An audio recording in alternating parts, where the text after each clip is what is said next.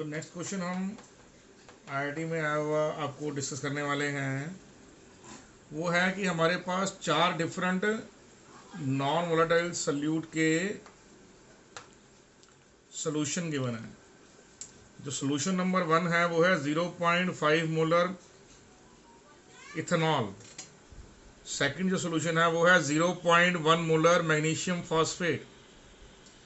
तीसरा जो सोल्यूशन है वो है 0.25 मोलर KBr और चौथा सोल्यूशन है 0.125 मोलर सोडियम फॉस्फेट। तो उसने क्वेश्चन में पूछा आपसे कि अगर अल्फा को अज्यूम कर लिया जाए 1 तो बताइए उनके इन लोगों के ऑस्मोटिक प्रेशर में, जो चारों सोल्यूशन हैं इनके ऑस्मोटिक प्रेशर में क्या रिलेशन है, कौन हाईएस्ट है कौन लोएस्ट है, कैसे।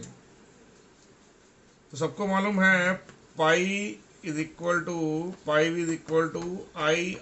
INRT है, या फिर पाई की जो वैल्यू है वो है I, तो when you divide N by V तो आपका मोलैरिटी आ जाएगा CRT।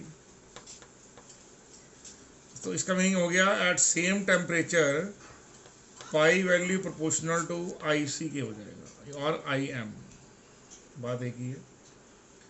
तो पहले केस में जो केस 1 है आपका उसमें I की वैल्यू 1 है, तो पाई 1 की वैल्यू क्या हो जाएगी, pi 1 proportional to I into M।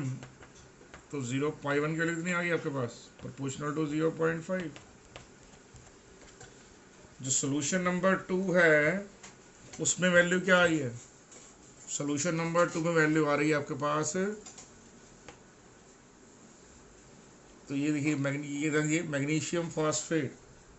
तो मैग्नीशियम फॉस्फेट में आई की वैल्यू आपके पास आ जाएगी 5। क्यों, 3 आयंस हैं मैग्नीशियम में, बाद में इसको रब ऑफ कर दूंगा।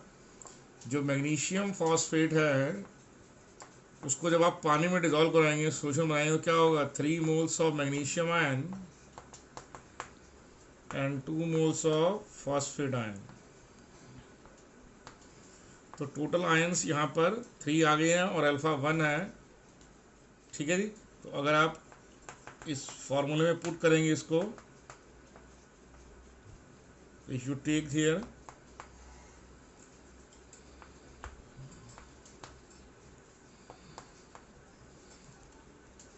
तो 5 पुट कीजिए तो 1 + 5 अल्फा 1 है, तो आंसर कितना आ गया टोटल आपके पास 5 आ जाएगा। क्लियर ना। तो 5 - 1 4 alpha, 1 + 4 alpha, alpha is 1, answer is 5। तो यहाँ पर आई की वैल्यू 5 आ गई। तो पाई 2 की वैल्यू क्या है, पाई 2 की वैल्यू हो जाएगी 0.1 मोलर है, 0.1 इंटू 5, कितना आंसर आ गया आपके पास 0.5। तो पाई 1 की वैल्यू भी 0.5 आई है, पाई 2 की वैल्यू भी 0.5 आई है, तो मतलब पाई 1 इक्वल टू पाई 2, ये तो हमारे पास आंसर आ गया, ठीक है ना। क्लियर। अब हम थर्ड और फोर्थ को चेक करेंगे। तो थर्ड में जो है KBr, तो KBr में कितना हो जाएगा, आई की वैल्यू 2 आ जाएगी, तो भी एक पोटाशियम का होगा और एक, टोटल एन कितना हो जाएगा यहाँ पे 2। वैल्यू बढ़ेगी 1 + 2 - 1 1 + alpha comes out to be 2। Sure about that. दोबारा चेक कीजिए, एक पोटाशियम का एक ब्रोमाइड आयन का, टोटल आयन 2 आ गए हैं, यहाँ पुट कीजिए 1 + अल्फा, आंसर आ जाएगा I = 1 + अल्फा। तो अल्फा 1 है यहाँ पे, तो 1 + 1 कितना आ गया 2। तो आई के लिए 2 है, तो पाई 3 की वैल्यू क्या आ जाएगी, प्रोपोर्शनल टू IM। तो आई की वैल्यू 2 है, M की वैल्यू 0.25 है, कितना आ गया पाई 3 की वैल्यू 0.5। तो पाई 1 = पाई 2 = पाई 3 आ गया। Are you okay with that, sure. अब उसके बाद क्या होगा, उसके बाद आप चेक करेंगे नेक्स्ट वैल्यू जो है नंबर 4। नंबर 4 है सोडियम फॉस्फेट। तो जो सोडियम फॉस्फेट है उसमें क्या होगा, 3 moles of sodium ion and 1 mole of phosphate ion. Total 4 ions आ गए आपके पास, और 4 को यहाँ पुट कीजिए, 1 + 4 + 1 + 3 अल्फा हो गया, अल्फा 1 तो 4। आई के लिए कितनी आ गई यहाँ पर, it comes out to be 4। तो पाई 4 प्रोपोर्शनल टू क्या आ गया, आई इंटू एम। आई की वैल्यू इतनी है 4 और मोलैरिटी के लिए 0.125। When you multiply that answer is again 0.5। तो अब चेक कीजिए, pi 1 equal to pi 2 equal to pi 3 equal to pi 4। इसका मतलब क्या हो गया, इसका मीनिंग ये हो गया, मैं इसको रफ ऑफ कर रहा हूँ। इसका मतलब क्या हो गया, इसका मीनिंग ये हो गया हमारे पास जो पाई 1 है वो इक्वल टू पाई 2 है, इक्वल टू पाई 3 है, equal to pi 4। All the solution will have the same osmotic pressure, so they are called as isotonic. क्या बोलेंगे इनको, all 4 solutions are isotonic with each other. मैं repeat कर रहा हूँ, ये 4 डिफरेंट टाइप के आपको सोल्यूट गिवन है। One of them is non electrolyte, the other 3 are electrolyte. Magnesium phosphate electrolyte giving you 5 ions, KBr giving you 2 ions, and sodium phosphate will give you 4 ions. Why? Because it is given that alpha is 1. तो आप यहाँ पर van to factor का इस्तेमाल करने के IM की value निकाल लेंगे, तो in all the cases answer is same.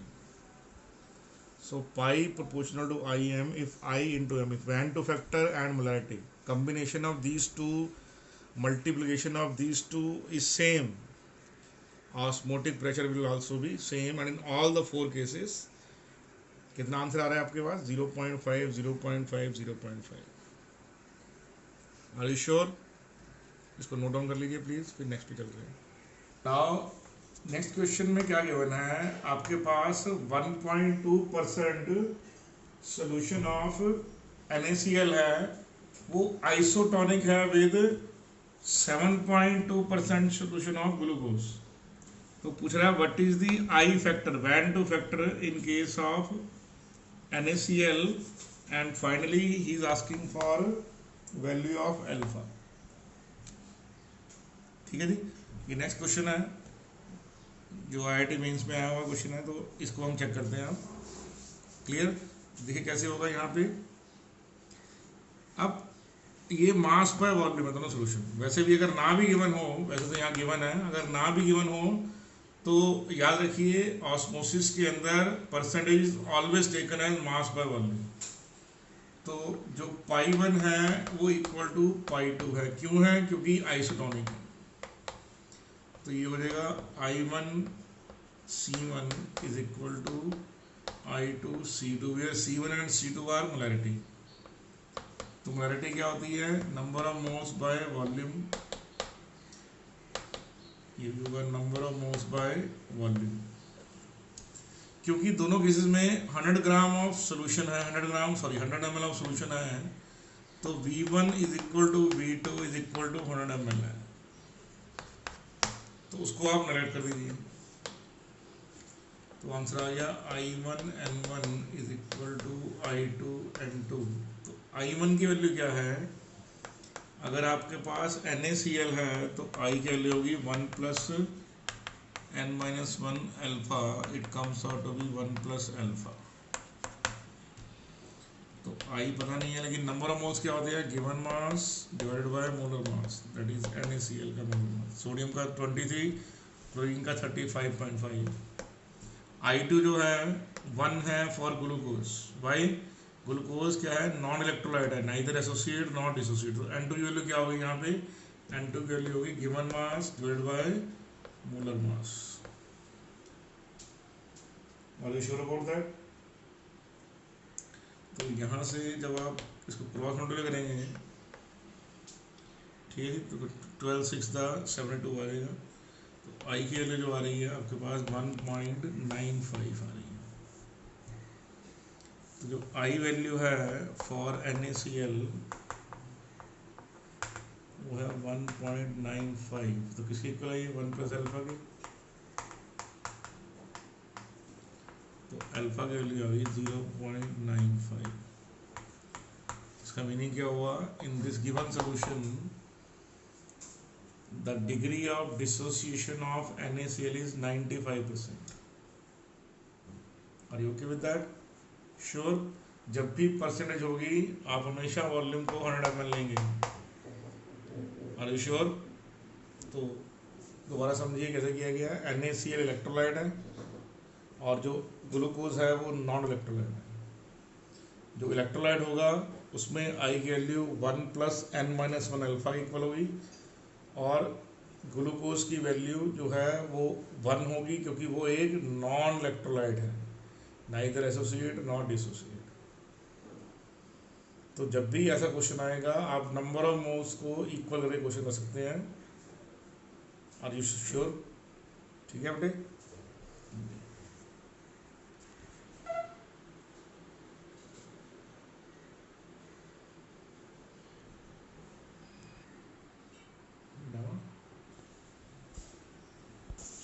Okay, अब देखिए जो नेक्स्ट क्वेश्चन है ये IIT एडवांस में आया हुआ क्वेश्चन है, सब्जेक्टिव क्वेश्चन है ये, लेकिन आपको ये टॉपिक को बेसिक अंडरस्टैंडिंग के लिए बड़ा इंपॉर्टेंट क्वेश्चन है।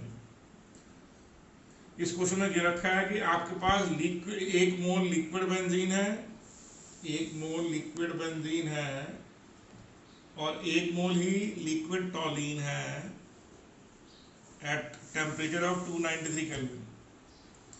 उस टेम्परेचर पर लिक्विड की डेंसिटी ये दे रखी है आपको।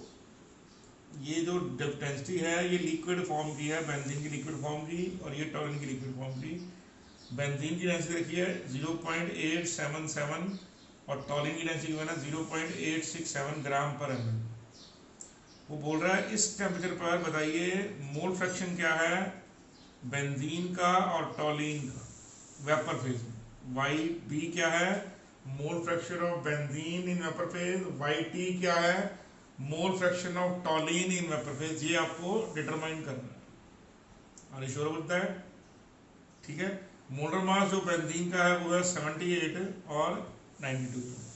दूसरा वो कह रहा है कि जब वो बेंजीन लिक्विड से वेपर फेज में जाएगी, लिक्विड से जो बेंजीन है जब वो लिक्विड से वेपर फेज में जाएगी उसका जो वॉल्यूम है वो वॉल्यूम जो है 2750 टाइम्स इंक्रीज हो जाएगा।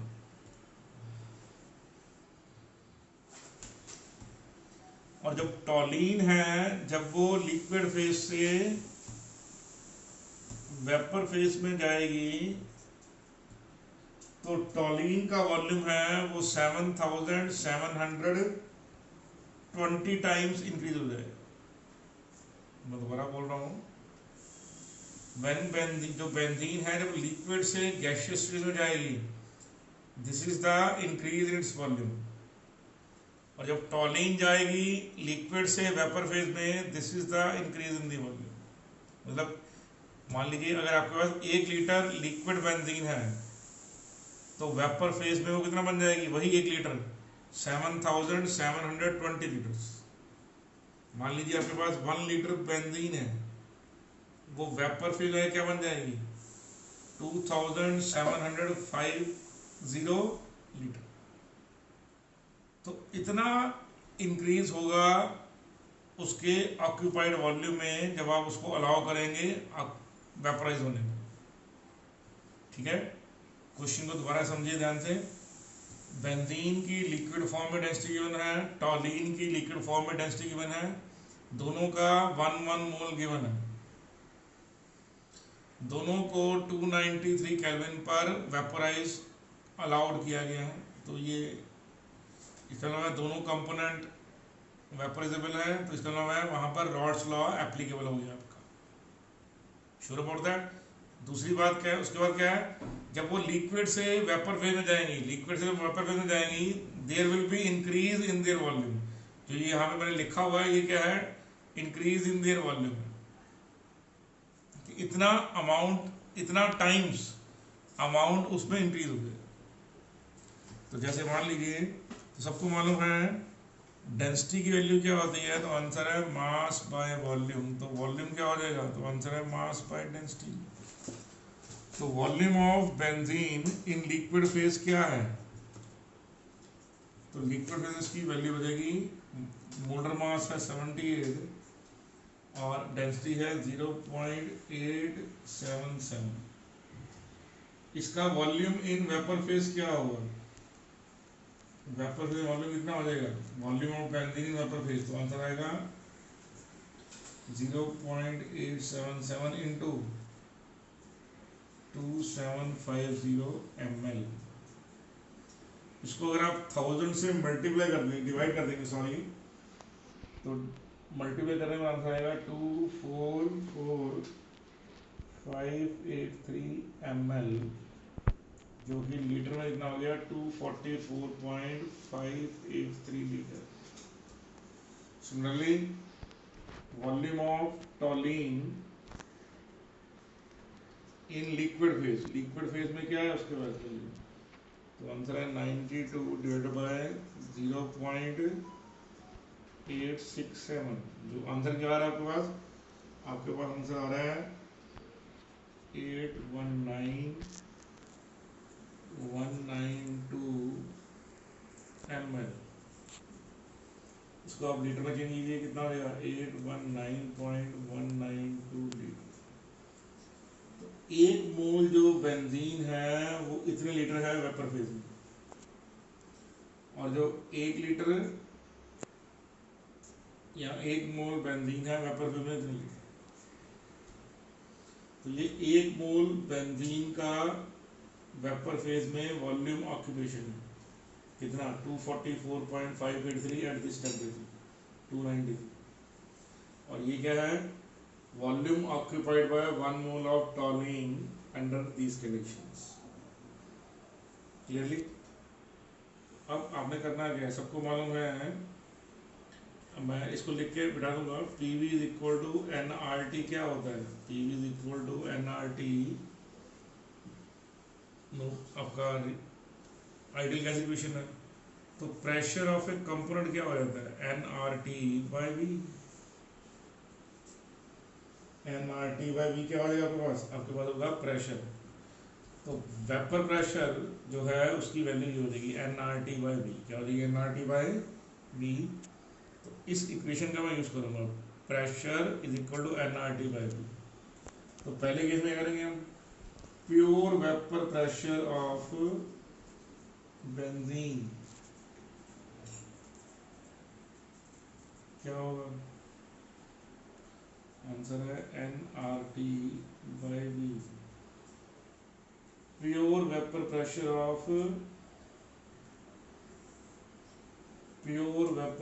ऑफ टॉलिन, आंसर आएगा NRT बाय V। N1 है, R की वैल्यू 0.082 है, इंटू 293 डिवाइड बाय वॉल्यूम आपके पास बेंजीन का 244.583। आप इसको मल्टीप्लाई करके डिवाइड कर दीजिए, तो जो आपका वेपर प्रेशर आपका जो आएगा एटमॉस्फेरिक में, तो ये एटमॉस्फेरिक में, तो एटमॉस्फेरिक को मल्टीप्लाई कीजिए 760 से। ये जो आंसर है आपका किसमें आएगा? एटमॉस्फेरिक में। इसमें आएगा ये एटमॉस्फेरिक में कितना आएगा चेक करते हैं अभी हम। हाँ, तो हमने वैल्यूज को पुट किया यहाँ पे। नंबर ऑफ मोल्स 1 है, आगे का 0.0821 293 बाय दिस, तो ये आंसर एटमॉस्फेरिक में है 0.098। इसको मैंने मिलीमीटर मर्क्यूरी चेंज करने के लिए 760 से मल्टीप्लाई कर दिया। 1 एटमॉस्फेयर इक्वल टू 760। तो when you multiply this term by 760 you will get this answer. Similarly pure vapour pressure of toluene निकाल लिया आपने। कैसे निकाला? NRT बाय V करके। Number of moles of toluene 1 है, R के लिए 0.0821, T 293 डिवाइड बाय वॉल्यूम, तो आपके पास एटमॉस्फेरिक में आंसर आ गया। एटमॉस्फेरिक को आपने मल्टीप्लाई किया 760 से, तो ये आपके पास आंसर आ गया। तो ये क्या आ गया? Pure vapour pressure of benzene, pure vapour pressure of benzene, और ये आ गया pure vapour pressure of टॉलिन। Clear? तो ये 2 पॉइंट क्लियर हो गया आपको। ठीक है, क्वेश्चन को दोबारा समझ लीजिए। अगर हम 1 मोल लिक्विड बेंजीन को अलाउ करते हैं वेपोराइज होने के लिए, उसका वॉल्यूम इतना बढ़ जाता है 2750। उसी तरह अगर हम 1 मोल लिक्विड टॉलिन को अलाउ करते हैं वेपोराइज होने के लिए, तो उसका जो वॉल्यूम है वो 7720 टाइम्स इंक्रीज हो जाएगा। क्लियर? तो इफ यू अलाउ बेंजीन जिसकी डेंसिटी 0.877 है और टॉलिन जिसकी डेंसिटी 0.867 ग्राम पर ml है, तो दोनों में क्या होगा, दोनों के केसेस में आपको पता लगाना है उनका वेपर फेज में क्या कंट्रीब्यूशन है, जबकि लिक्विड फेज में सेम है, 1 मोल ये है 1 मोल ये है, 1 मोल बेंजीन है 1 मोल टॉलिन है। लिक्विड फेज में वो इनिशियली सेम थे, क्या वेपर फेज में वो सेम होंगे? ये क्वेश्चन है आपके पास, ये IIT एडवांस में आया क्वेश्चन है, बहुत इंपॉर्टेंट। तो आपको प्योर वेपर प्रेशर नहीं गिवन है, तो पहले आप निकालेंगे, कैसे निकालेंगे? इक्वेशन का इस्तेमाल करके। पहले आप वॉल्यूम निकालेंगे, वॉल्यूम निकालेंगे मोलर मास को गिवन डेंसिटी से डिवाइड करके, और फिर जितना वॉल्यूम इंक्रीज होता है वो वेपर फेज में आ गया। ये वेपर फेज में वॉल्यूम है, ये वेपर फेज में वॉल्यूम है। उसके बाद आइडियल गैस इक्वेशन का इस्तेमाल है, क्योंकि बिकॉज बेंजीन और टॉलिन्स आर बिहेविंग आइडियली, तो आप आइडियल गैस उसके वेपर को आइडियल मान सकते हैं। तो PV इक्वल टू nRT का इस्तेमाल किया आपने, pure vapour pressure of टॉलिन and pure vapour pressure of benzene निकाल लिया। ठीक है, श्योर? इसको ध्यान से कीजिए, फिर आगे चलते हैं क्वेश्चन को आगे। इसी ये क्वेश्चन अभी कंटिन्यू में चल रहा है। ओके, हाँ, तो आप चेक कीजिए, क्वेश्चन में गिवन है आपको कि जो सोल्यूशन का वेपर प्रेशर है वो 46 mmHg पर है, और P0B P0T आपने अभी निकाला है। तो मैंने आपको ऑलरेडी डेरिवेशन में सिखा रखा है, ठीक है? आप प्रीवियस वीडियो जाके चेक कर सकते हैं, रॉड्स लॉ की वीडियो पे जाके, कि 1 बाय जो PS की वैल्यू है वो होती है YA by P0A plus YB equal to P0B। तो यहाँ पर A की जगह पे आप T लगा लीजिए, क्योंकि टॉलिन गिवन है, तो आप मॉडिफाई कर लीजिए YT bye P0T plus YB तो खैर ही है, और P0B। तो 1 बाय PS कितना है? 46। Are you sure? तो 1 बाय, सबको मालूम है टोटल मोल फ्रैक्शन हमेशा क्या होता है? हमेशा 1 होता है। तो इन प्लेस ऑफ P0T की लिखते हैं, P0T की वैल्यू है आपके पास 22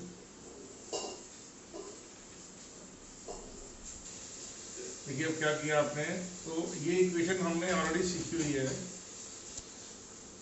तो क्योंकि B तो खैर इसमें है बेंजीन, तो प्रॉब्लम नहीं है। A को आप मान लीजिए, तो YA, इसको आप YT मान लीजिए, दैट इज टॉलिन का वेपर मोल फ्रैक्शन। तो जहाँ P0A है वहाँ पे आप P0T लगा देंगे, just for sake of convenience. तो ये जनरल इक्वेशन है जो आपको पहले ऑलरेडी डिराइव की हुई है। PS गिवन है 1 बाय 46 YT दिस। तो ये पूरी इक्वेशन आपको गिवन है। ये जो क्वेश्चन है ये 1996 में आया हुआ क्वेश्चन है, तो इसलिए ये क्वेश्चन को आप चेक कर सकते हैं ध्यान से जाके, बहुत ही जबरदस्त क्वेश्चन है ये। तो अब इसको पूरा जब सॉल्व करेंगे आप, तो YB की जो वैल्यू है वो 0.7336 आ जाएगा। जैसे आप क्रॉस मल्टीप्लाई सॉल्व कर लीजिए, तो मोल फ्रैक्शन ऑफ बेंजीन आ रहा है 0.7336, और मोल फ्रैक्शन ऑफ टॉलिन आपके पास जो आ रहा है वो आ रहा है 0.2664। I think that is very easy. तो आप क्वेश्चन को दोबारा से समझिए। 1 मोल लिक्विड बेंजीन लिया है, 1 मोल लिक्विड टॉलिन लिया है, उसको अलाउ किया है वेपराइज होने को। तो बताइए उनका वेपर फेज में मोल फ्रैक्शन क्या है, जबकि PS की वैल्यू 46 है और बेंजीन का जो मोलर वॉल्यूम है वो 244 टाइम्स इंक्रीज हो जाता है, और जो टॉलिन का वॉल्यूम है वो 9 टाइम्स इंक्रीज करेगा। तो वो क्वेश्चन में आपको ऑलरेडी गिवन है, तो उन सबको आपने 1 by 1 कैलकुलेट करना है। Are you sure? ठीक है, प्लीज नोट डाउन कर लीजिए इसको।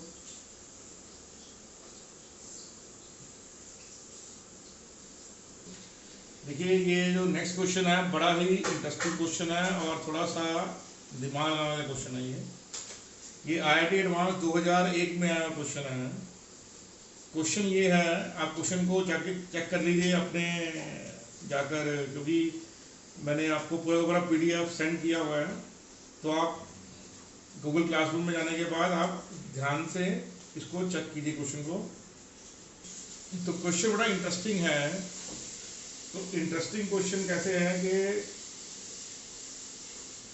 A और B दोनों जो है वो नॉन वोलाटाइल सब लिक्विड्स हैं। A और B दोनों वोलाटाइल लिक्विड हैं। A के नंबर ऑफ मोल्स 10 लिए हैं हमने और B के जो नंबर ऑफ मोल्स हैं वो 12 लिए हैं। ये क्वेश्चन है। जैसे ही हम A और B को मिक्स करते हैं, B जो है उसका पॉलीमराइजेशन स्टार्ट हो जाता है। जो A है इट स्टार्ट्स पॉलीमराइजिंग। जैसा कि एक सिंपल एग्जांपल आपको बता देता हूँ कि अगर आप एसिटल्डिहाइड को या फॉर्मल्डिहाइड को,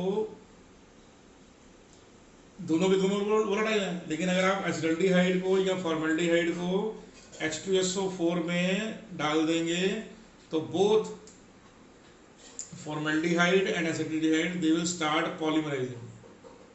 उसको आप पढ़ेंगे आगे जाके पैराल्डिहाइड और मेटाल्डिहाइड के फॉर्म में, तो वो बनना शुरू हो जाते हैं। तो ऐसे बहुत सारे लिक्विड्स के एग्जांपल हैं। क्लियर नहीं क्लियर? जैसे फिनॉल एक लिक्विड है, बेंजीन भी एक लिक्विड है, दोनों को आप मिक्स कर दीजिए तो क्या होता है, फिनॉल जो है वो डाइमराइज होना शुरू हो जाता है। तो ऐसे ही दो लिक्विड हैं A और B, उसमें number of moles of A 10 है, नंबर ऑफ मोल्स B आपके 12 है।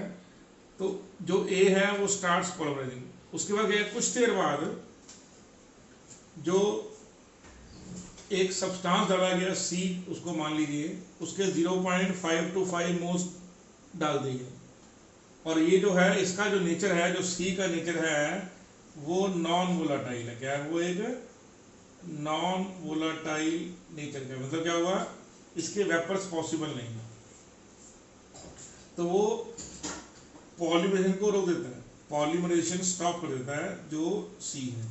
उस वक्त जब पॉलीमराइजेशन रुकता है, उस समय रुकने के बाद 3 सब्सटेंस बचते हैं। A जो अभी भी ओरिजिनल फॉर्म में है, उसका कुछ पार्ट, क्योंकि 10 में से मान लीजिए कुछ पार्ट N अमाउंट या M अमाउंट जो है आपके पास ऑलरेडी पॉलीमराइज हो चुका है, तो जो बचा हुआ अमाउंट है मान लीजिए वो X अमाउंट बच गया। तो जब पॉलीमराइजेशन स्टॉप होती है, मान लीजिए उस वक्त जो number of moles of A है वो X है। तो व्हेन पॉलीमराइजेशन स्टॉप्स, जब पॉलीमराइजेशन रुकती है तो number of moles of A मान लीजिए X हो गए। कितने हो गए? X हो गए। ठीक है, क्लियर नहीं क्लियर आपको? तो क्योंकि नंबर ऑफ मोल्स उस पर X में है तो आपको मालूम पड़ जाएगा। तो उस वक्त क्या, अभी हमने डाला नहीं है, अभी C से जस्ट डालने से पहले, जब C ऐड किया है, मैं दोबारा बोल रहा हूँ, जब C ऐड करने वाले हैं और ऐड करते हुए तब Na कितना है? X है। उसमें मान लीजिए PS की वैल्यू ये, तो क्या हो जाएगी? P0A इंटू काई A प्लस P0B इंटू काई B। तो अभी जब हम C डालने वाले हैं उससे जस्ट 1 सेकंड पहले, जब C डालने वाला है उस वक्त, क्योंकि कोई भी नॉन वोलेटाइल पोर्शन नहीं है, तो उस वक्त तो रॉड सा लगेगा ना। दोबारा समझिए, C अभी बस डालने वाले हैं, C बस अभी जाने वाला है, जस्ट फ्रैक्शन ऑफ सेकंड रह गया है। उससे पहले क्या है? उससे पहले A और B दोनों वोलेटाइल है। उस वक्त क्या स्थिति है, उस समय क्या सिचुएशन है PS, तो कितना पता नहीं है मेरे को। लेकिन पी नॉट ए पता है कितना है वहाँ पी नॉट ए, तो पी नॉट ए की वैल्यू है 300। एक्स ए की वैल्यू क्या होगी, एक्स मोल्स हैं ए के, टोटल मोल्स हैं बी के 12 और ए के एक्स। पी नॉट बी कितना है, पी नॉट बी है 500, क्लियर। और एक्स बी आपको निकालना है तो 12 मोल बी के हैं, टोटल मोल्स 12 प्लस एक्स। तो पी एस की जो वैल्यू है ये आपके सामने आ गई 300x 12 प्लस एक्स और 6000 बाई 12 प्लस एक्स। ये किसकी वैल्यू है, this is the value of P S. Clear आपको मेरी बात। अब जैसे ही आपने ऐड किया, अब नाउ अब क्या हुआ, नाउ सी इज एडिड। जैसे सी ऐड किया, जो पी एस है, पी एस बिकम्स नाउ, अब पी एस को पी एस बिकम कितना 400। इसका मतलब क्या हुआ, ये जो सोल्यूशन है इसका मतलब क्या हुआ, जो पी एस की वैल्यू है वो ग्रेटर देन 400 होगी। कारण क्या है, ये तो नॉन वोलेटाइल है ना, तो नॉन वोलेटाइल डालने से पहले तो पी एस ग्रेटर होगा। इसको आप मान लीजिए पी डैश एस है, तो पी डैश एस से ज़्यादा होगा। तो ये सिचुएशन समझ आ गई आपको, दोबारा समझिए। ए और बी दोनों वोलेटाइल लिक्विड हैं, लेकिन जो ए है बी की प्रेजेंस में पॉलीमराइज करता है, जैसे बेंजीन की प्रेजेंस में फिनॉल पॉलीमराइज करता है। फॉर्मेल्डिहाइड और एसिटल्डिहाइड एसिटिक सॉरी H2SO4 की प्रेजेंस में पॉलीमराइज करते हैं। तो पॉलीमराइज करने में क्या होता है, 10 मोल में से कुछ अमाउंट पॉलीमराइज हो जाता है। जब वो कुछ अमाउंट पॉलीमराइज हो जाता है तो बचा हुआ अमाउंट हमने x मान लिया, कि मान लीजिए 10 - x पॉलीमराइज हो गया। अगर 10 - x पॉलीमराइज हो गया है तो बचा हुआ अमाउंट क्या है, तो आंसर x। श्योर। अब उस समय जब वो बचा हुआ अमाउंट है उस समय C ऐड किया गया, तो C को ऐड करने से पहले तो रॉड्स लॉ वो आइडियल सॉल्यूशन के बिहेव कर रहे हैं ना, तो लगा दिया हमने। तो उस वक्त का जो PS है वो इस P डैश S से ज्यादा होगा, 400 mm से। अब जो टोटल सोल्यूट है, जो टोटल नंबर ऑफ मोल्स है कितने हो गए हों, अब after adding D, after addition of B, sorry after addition of C क्या हो गया, रिलेटिव लोअरिंग एप्लीकेबल हो गई। क्या हो गई, relative lowering is applicable. Are you sure. अब इसको जल्दी से नोट डाउन कर लीजिए, पॉज करके, फिर मैं इसको नया लिख रहा हूँ। हाँ जी, तो अब हमने इस पर लगा दिया नॉन वोलेटाइल का फॉर्मूला, तो क्या होगा P not a minus P A by P A. तो वही पॉइंट यहाँ पर है, P S is greater than P not S. तो ये number of moles of solute by number of moles of solvent होगा। तो ये 0.525 क्या है, number of the non volatile solute divide by number of moles of solvent. बचा हुआ ए और बी। तो जो पी एस है उसकी वैल्यू क्या है पता नहीं है हमें, लेकिन P डैश S की वैल्यू है 400 डिवाइड बाय 400। तो ये होगा 0.525 डिवाइड बाय 12 प्लस एक्स। ये हो जाएगा PS by 400 minus 1 is equal to 0.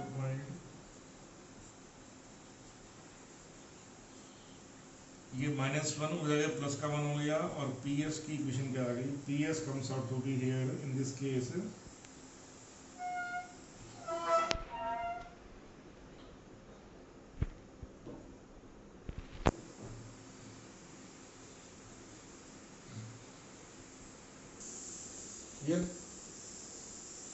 हो गया।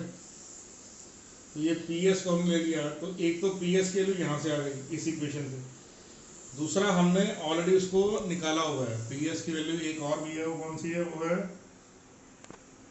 300x plus 6000 divide by 12 plus x, ये हमने प्रीवियसली निकाला हुआ पिछले, आप थोड़ा सा आगे जाएंगे आपको पहले इसको पहले पिछले कराया हुआ है आपको। तो ये आपको मान लीजिए नंबर 2 हो गया, ये नंबर 1 हो गया, ये हमने ऑलरेडी सॉल्व किया हुआ है पहले से ही। तो आप इन दोनों को इक्वल कीजिए, टेकिंग 1 and 2, टेकिंग 1 and 2, आप 1 और 2 को सॉल्व कीजिए। 400 12.525 plus x divide by 12 plus x is equal to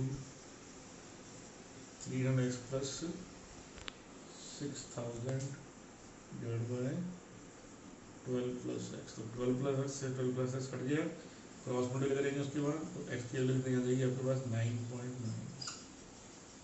इसका क्या हो गया 0.1 of number of moles of A got polymerase.